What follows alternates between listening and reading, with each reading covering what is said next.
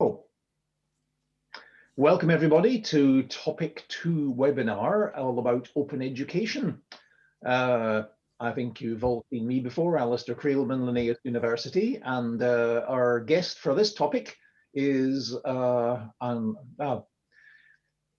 who has been a member of ONL for quite a long time. You can say a little bit more. Hi everyone, Kritika here from the National University of Singapore. As Alistair said, I've been with ONL since 2017, and it has been an incredible journey for me, moving from a learner in 2017 to co-facilitator to facilitator, and then here I am also leading the topic, which it's been a great journey for me. So Alistair, can I just move on and continue with the presentation now?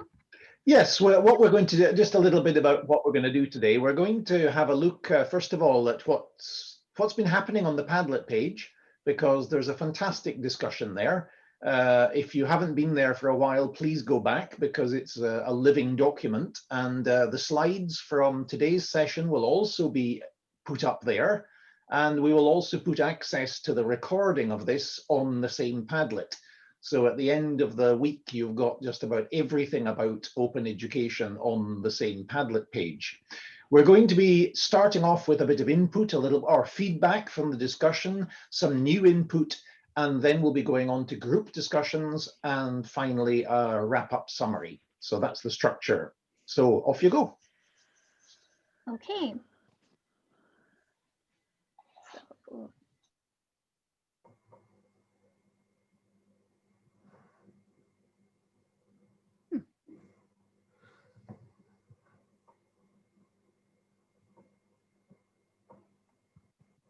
Are you seeing my screen? I think there's something.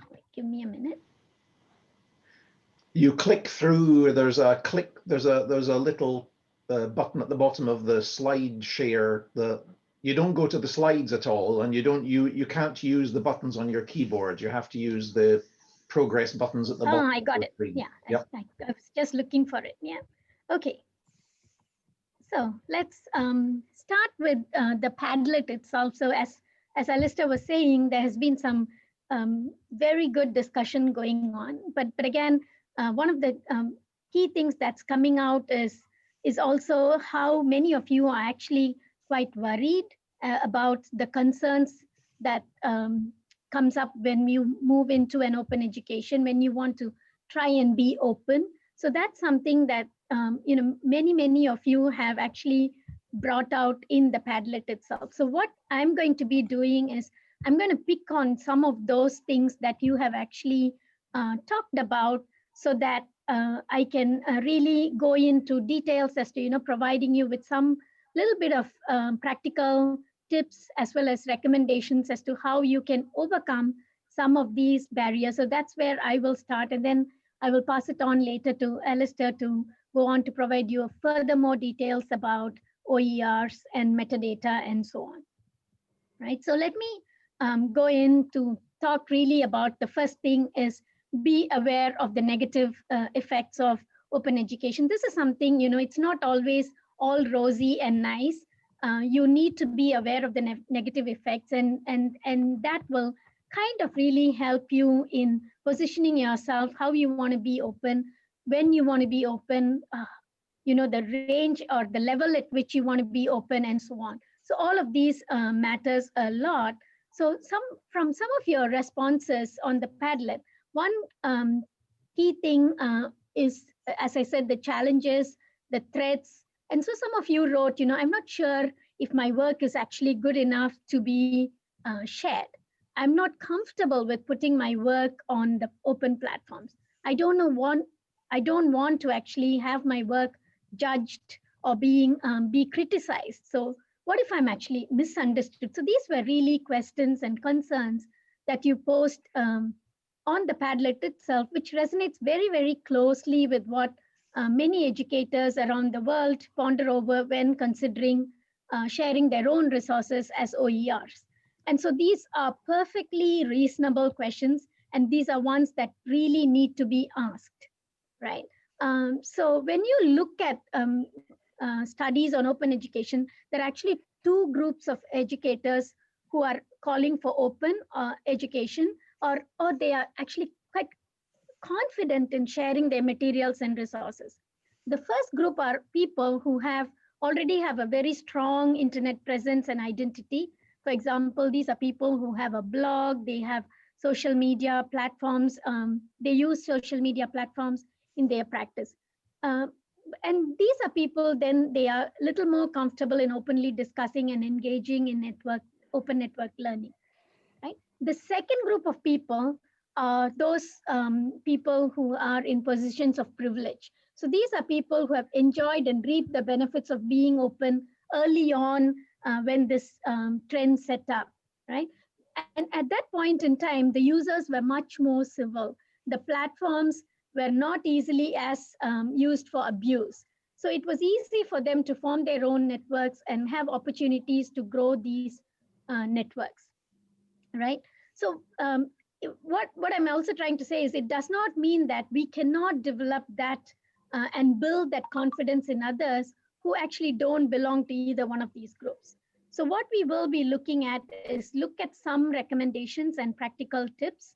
But before that, I will want to talk to you a little more on the barriers itself. So you need to understand what your barriers are, where where is your problem? When do you have this problem of not being able to be open and share? The first and foremost that comes up is fear and safety, right? So when you talk about fear and safety, you're you're talking about fearful of sharing practices and ideas simply because you're afraid of being judged, critiqued, or even criticized by others. So when you start being afraid, it's rather very hard to be open or even to take any risks, right? So another key reason for the fear is that sometimes we are obliged to demonstrate content expertise just because we think that's what we are hired for as educators, as teachers. And so that fear that, if I'm not able to demonstrate that content expertise, then there will be a backlash probably from my students or even from my administrators, and it may affect my appraisals and annual reviews and so on. So that's one thing. These are all why you have that fear. So using OERs and adopting open pedagogy is sometimes then seen as less rigorous and less quality, and so you don't want to do that. The second is really about loss of prestige. So in a very, very highly competitive environment, it's also the fear that if you give away your ideas, you will start losing your prestige. So there are two sides to looking at it. So one is if you share your ideas, your resources, your materials freely and generously, then you're left with nothing. And then the others are actually going to be profiting from it. So that fear actually causes this loss of prestige. And then the second is if you're not actually paid to create this resource, maybe that work is not really valuable. So if it becomes then hard to be generous when you're in an environment where it does not value support or reciprocate generosity. So what we need to then do is the next barrier is again perceptions of quality. This came up quite a bit in our Padlet. So the likelihood of adoption is associated with users' perception of quality. So both faculty and students really have this misconception or belief that open materials is not of high quality just because they are free. So they think anything that you give away has to be of lower quality than something that someone pays for. One thing that you need to be clear here is that with thoughts like this, we miss the very fact that having materials openly available can be actually beneficial and may lead to improvement and we can make better quality resources. And of course, the last two are the time and technological considerations are also a barrier, particularly time. Creating and locating even of OERs is extremely time consuming.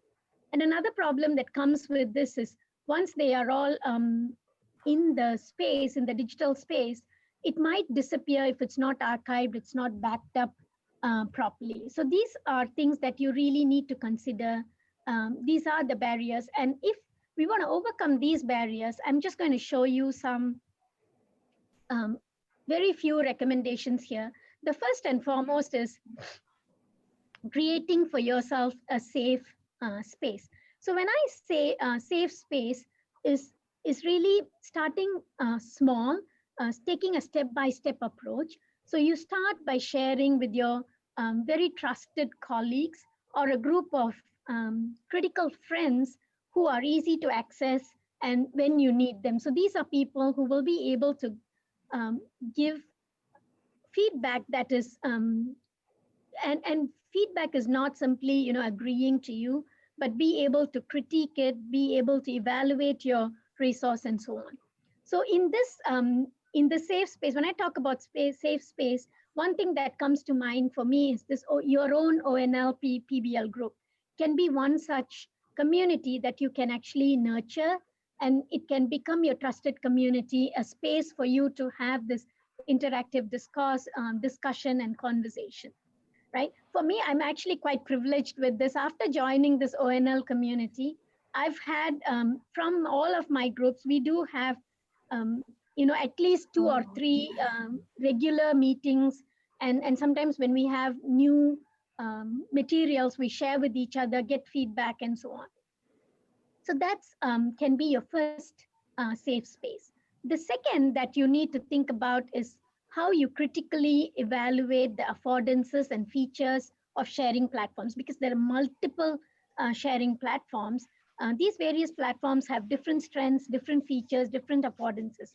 So it's important that you critically evaluate these spaces, understand which of these platforms you are comfortable with, right? So when I move over then to the third point, which is being inclusive, is the digital divide is likely to drive differences in skill sets, experience, expectations, and so on, and who is going to access and so on. So it's important to include more diverse voices, not just stick to your usual group. So your usual groups will be, your own colleagues. But if you have such communities like these ONL communities, which is quite diverse in experience, they are diverse in backgrounds, they are from different universities, they are from different countries, different time zones, different disciplinary background, varied professional experiences, skill sets, different culture, language. So all of these are quite important when you think about being inclusive, right? So how can a resource that you create be easily available to other people from other languages so that they can contextualize and use it? Again, I think this is why I like how ONL is organized. It helps us establish this collaboration and networking very, very easily, right? Um, and and the next one is about uh, what do I have here? Is about getting the institutional buy-in. So one way that you can actually move your university and your groups within the universities to move into this is to get this institutional buy-in. So if the university administrators and leaders don't understand or see the value in open pedagogical practice, it's really, really hard to create an environment where the practices can thrive. So it then becomes very important for you to create an environment that values, supports, and reciprocates generosity. So together, I mean, when you form your smaller community within your university, then you work with the university leadership to probably create guidelines, processes, even action plans that support in generating and using open resources, but also addressing, what happens when there's online abuse. What should you do? How should you address it? Evaluate sharing platforms together. So all of these will help you get that institutional buy-in, and you can then start sharing. The last one that I want to touch on is actually very important, is balancing privacy and openness, right? So the level of openness really depends upon your own context. And the level to which you want to be open or closed is always in constant negotiation. So different things, you will share it in different ways, right? So you need to seek to balance this privacy and openness you can think about it in considering it at 4 different levels. So at level 1, you simply decide whether or not you want to share openly. That is, are you ready to engage in open networking and sharing? So that's the first step. If you say no here, then you will not be able to move to the next levels. So once you're ready to share openly, so when I talk about openly, again, this open can be, maybe the openness is just within your university, within your department first, and then you go over to one higher level, your university, to the wider public, and to different interest groups and so on. So that's your second level. Consider who you would like to share with. Is it just family, friends, faculty, colleagues, students, other interest groups, and wider public? At this point, it's also important for you to consider, not just who you will be sharing with, but also whom you do not want to share with. So that's important as well. So that's how you balance it. The third level, or we can call it the micro level, is where you decide who you will share as. How are you going to think about your digital identity? What will you share it as? Is it at a personal level? Is it at a professional level? What will be your identity when you start sharing?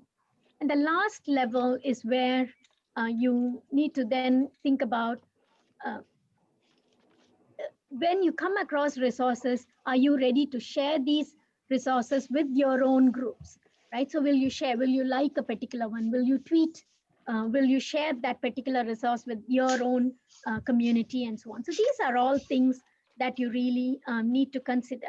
So in summary, openness does not involve a one-time decision. It's not universally experienced, right? So it's always a complex, personal, contextual, and continually negotiated process that you need to think about, right? So I'm going to stop here so that Alistair can take over and give you a little more details about, the metadata and so on.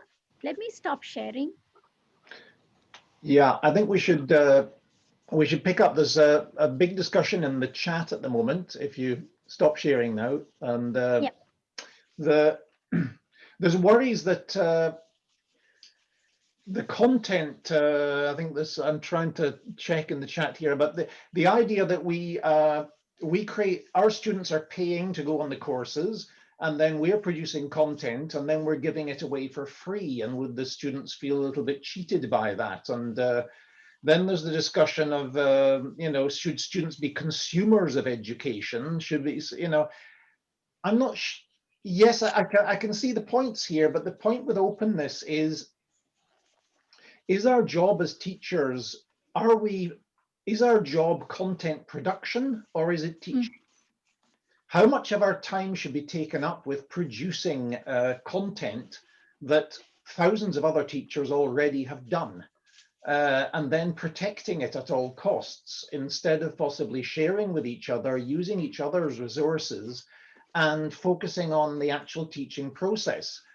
The reason that many universities in the world, led by MIT first, but there are many universities who publish all their teaching resources, lectures, the lot, with open licenses. The reason they do that is they see that there is a difference between content and context. So MIT are not giving away their teaching resources for fun or anything.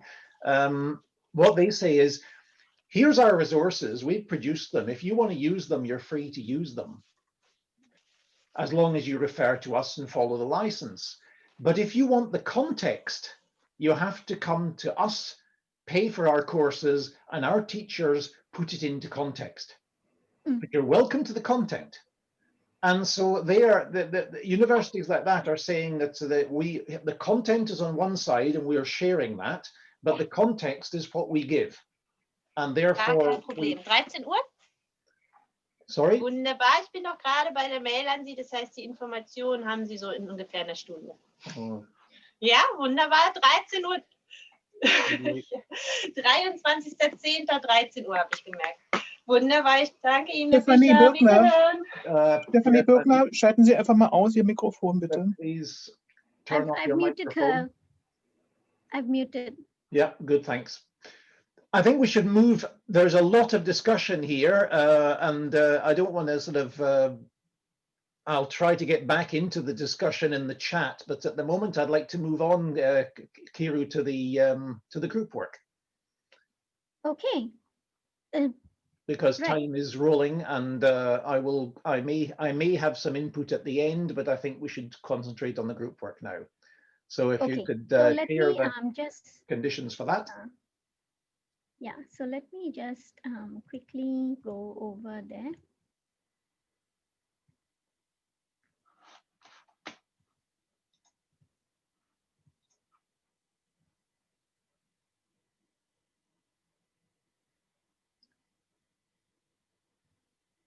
We want you to get into, Have you done the groups? the Alistair? groups are ready. We need to, Okay, if you could tell us what to do. yeah.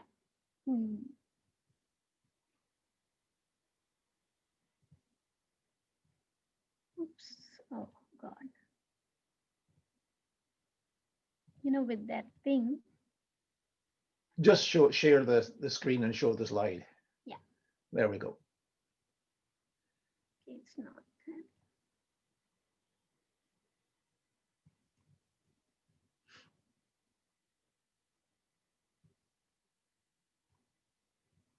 Okay, There we there are. you go. Okay, so yeah, so some of the things that did come up on the chat, which probably, yeah, the ethical barriers is something, again, it's very important, yes, and that was missing in my slides. So yes, add that in as well. So what we want to do in the breakout groups is the discussion will last for about 30 minutes. You will be in groups in a way that you're not in your own same PBL groups. We'll try and split you up so that you will get different perspectives from different groups of people. Nominate a scribe for your group once you go into your group. And what we have done is think about one barrier that your group is concerned with and why. Then look into 1 or 2 recommendations that you might consider, even if it's not what we discussed today, but if you have other recommendations, please go ahead so that we will be able to share those in there. And one thing, what I have also done is created a Google Slides for you. We will put the Google link right there in the chat in a little while. But that's where you go in and each of your groups will have a slide. So that's where you will write your summary because we won't have enough time to come back and each group share, but we want that information captured, the valuable discussion that you have captured and used. So you will see that we still have the instructions here, so you can still use it. And then each group has their own slides where you will put your summary. Okay, so that's it. I will stop sharing, Alistair, and you can now go in and divide them into the groups. Before you divide them into the groups, let me put the... I'm just doing it. There's the link in the chat now. Could you all please click on that link? And that's a set of Google Slides. This is just showing you another way of working instead of Padlet, because I think you've had a lot of Padlets. So you can make up slides, and the questions are on the first 2 slides. And then there's a slide for group 1 and group 2 and group 3. You go to your slide for your group and write some notes on it. And you can write more or less as you want, but you have 1 slide to summarize your discussion. And we'll give you about 20 minutes and we'll then call you back. So in just a second. Alistair, is it possible Christina? to get the to choose one barrier, then choose 1 to recommendation, just the instructions? Is it possible to get those? It's already in the Google Slides. So if you go in there, that's your second slide. Yeah. Ah, sorry, I didn't see so. Okay, see you all in the breakout rooms.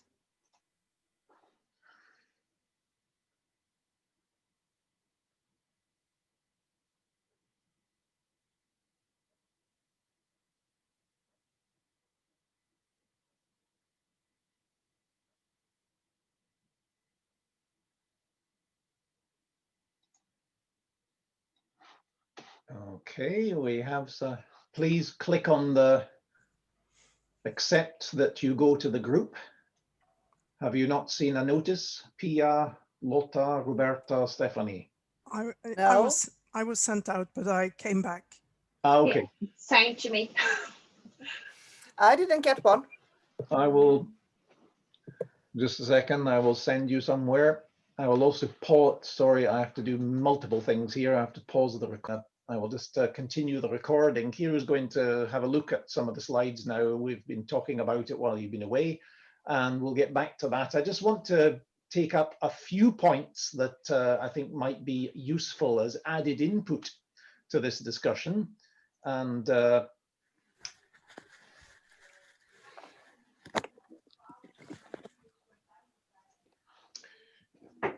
few tips. These slides will be available on the Padlet and you can click on the links. A lot of people are wondering about how to find open resources.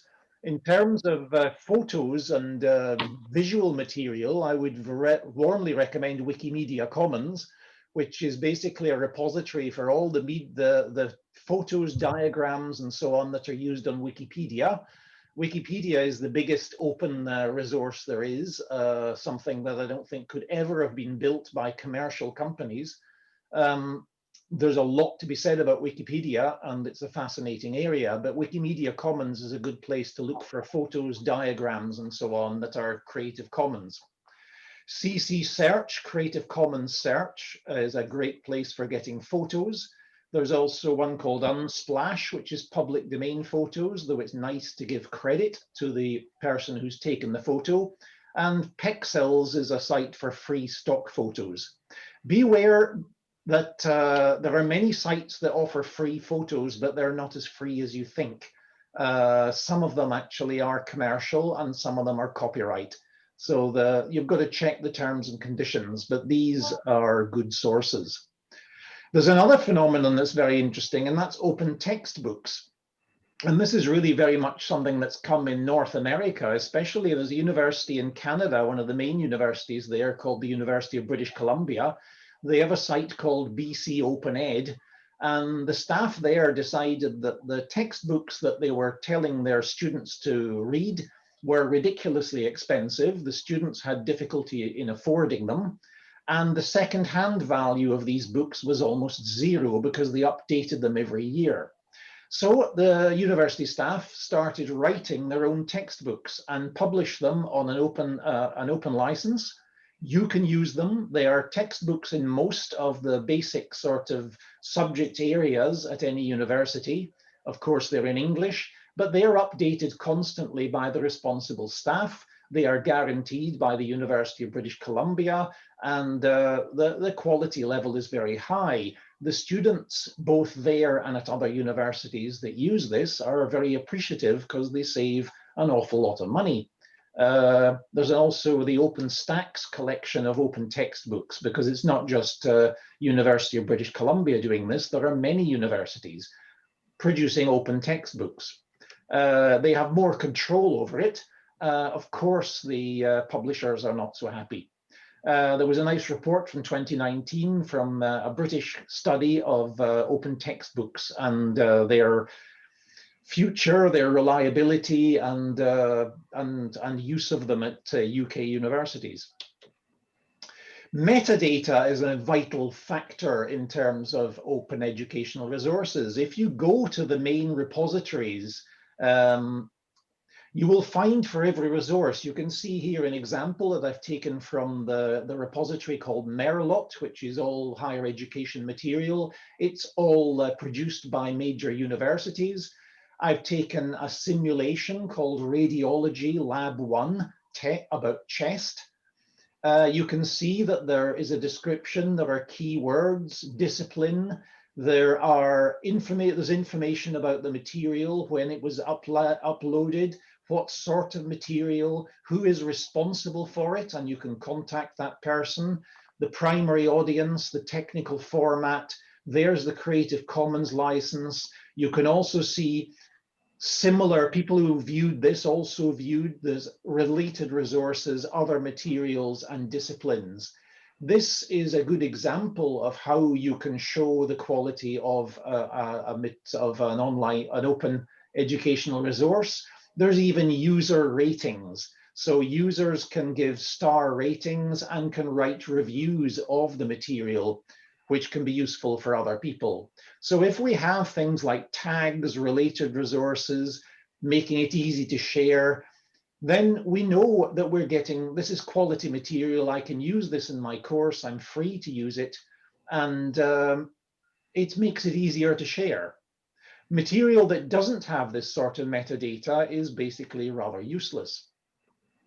This is not a sort of guerrilla movement in education, that it is something radical. This is something that is fully recommended by UNESCO, OECD, and the European Union. All have strategies and policies about the use of open resources in education, and you're welcome to go and look at the UNESCO OER pages and their recommendations and so on. There's even guidelines produced from the European Commission of how universities can open up their curriculum. It's actually a framework for a university strategy. And there are many reports about the quality of open education resources and MOOCs. And these, you can click on each one and go to that report. There's a lot of material on this. I'll stop sharing. And we'll have a look now, Kiru, at some of the comments that you have mentioned. We will put all this on the Padlet, and you're welcome to look at your leisure. Maybe I will just go over to the group work that they have done. I think it's easy to, if I share my screen. So just quickly, we won't have time for each of the groups to be sharing, but we can quickly run through and the groups can really talk about. So one thing that came out from the group one is the lack of support, lack of time, and they really clearly identified that one solution is the universities need to support. So, you know, the buy-in from the institutional buy-in is something that we need to start thinking about. But again, there are quite valid questions that have been raised here. You know, where do you put it? Is it via the university? And if it's via the university, does it become closed again? Right. So that's really things that you need to consider. So does the university own it? Or when we start creating, if we get the university to support, and the university has actually got open resource sites for the within the university, which is where then you can easily go in and publish, then that makes it a lot more easier. Right. The second one is the second group. Is there anything from group one you want to add on?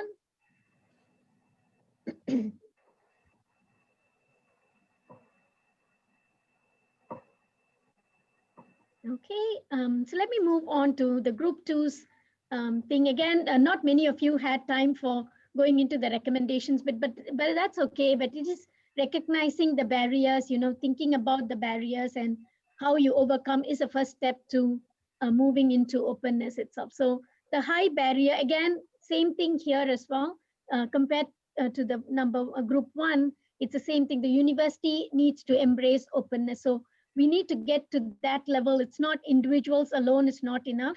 We need to look at it at a more university level. Can we get that sort of buy-in? Can we become influencers of higher education? I mean, those, as I was mentioning, you know, those who were in the initial stages went open at the early on itself are really very big influencers right now. And you will see the books from them, all these open sources, open resources that they have created have become great influencers in moving higher educations towards openness as well, right? Yeah, so again, it's not the clarifying, not just the responsibility of the teacher, but also about the university also, and that's how you can embrace openness. Loss of prestige as to why we should or should not share we discussed the loss of prestige. So again, so what can be shared, which should be shared, and so on. Like they said, it's not, everything is not shared openly. So again, there is this, what we call as the door, you know, so how open can you be? And you need to decide that level of openness. And also in certain materials, it cannot be shared at all because, there could be so many other variables that you need to consider in your own context when you think of sharing openly. Perception of quality, and I think Alistair here you shared about, there are some simple rubrics as well that we can actually put it up on the Padlet itself, is also where we just goes through with you, are these things satisfied, and then is this quality enough to be shared. But that's not alone where it stops. So when you think about quality, it's also important because right now there is so much of fake information available on the net, unreliable, and so on. So again, as teachers, it's a good thing is make that as a teaching moment to get together with your students to even look into, how good are these resources, right? So it could be something as an activity in your classes to even take a particular resource to critically evaluate that resource, just like how you would do, evaluating resource papers, journal articles, and so on. So that's again how you can improve on the quality as well. I'm sort of quickly running through because I think we are almost out of time. Again, loss of prestige comes back here. I'm going to move into other things that was concerns about sharing material created with someone else's effort is what they're talking about. Again, this is when the person who's actually creating the resource is got this generous spirit of sharing, and they are already willing to share, then I don't think why it's a concern, because if the person who wants to share is already willing to share, then it's really bringing it to your own context is what then makes it more useful. Yeah, the solution again, just like what we are talking about, a managed platform at the university level, or even at a country level, we could think about. I mean, smaller countries like ours, like Singapore, could actually think about a shared platform for the universe, for the entire country, which is right now something that Singapore is doing, at least at the primary education and the secondary school education level. So they've created a resource, a central platform where the teachers can go in and share their resources, and anybody else, any other school, any other student can pick up the resources and actually use them. So that's a central platform, but it's well managed by the Ministry of Education. So you use that space to load, and there is the loss of permanence is also not there because it's all in a central structure. Right? Group 8 is questioning the list of barriers. Is it even complete? Definitely it's not complete, because what I did was only pick up the concerns that were raised in the Padlet. Most of the the concerns that most people raised were what I picked up. So there are many other concerns that we need to think about. One is the digital divide, the skills, the levels, expectations, experience, all that is one. Even intellectual property issues, the way someone has actually said, how do we insert the copyright information? Yeah. So those are things that we need to think about. Yeah. So we need to wrap up soon here, so that I think we have to leave the discussion. Many people are already leaving, so Yep. we will leave these slides up for you. We will upload to the Padlet the slides we've used today and the group work. Have a think in your groups, in your PBL groups now, about all these openness issues. It's not about being open with everything. It's not about letting our courses be used by absolutely anybody, but we could share more. We could save ourselves time. I wonder if, could you be a good teacher if you just give people a playlist instead of doing the lecture yourself? Let people hear lecturers or experience from different universities in different countries, and your job is to lead the discussion afterwards or to do the more in-depth analysis. So that's another issue to think about. and how much we can be open. I think we could be a lot more open, and I think we waste a lot of public money by holding on to material that could be used by the public. Yeah. Thank you for today.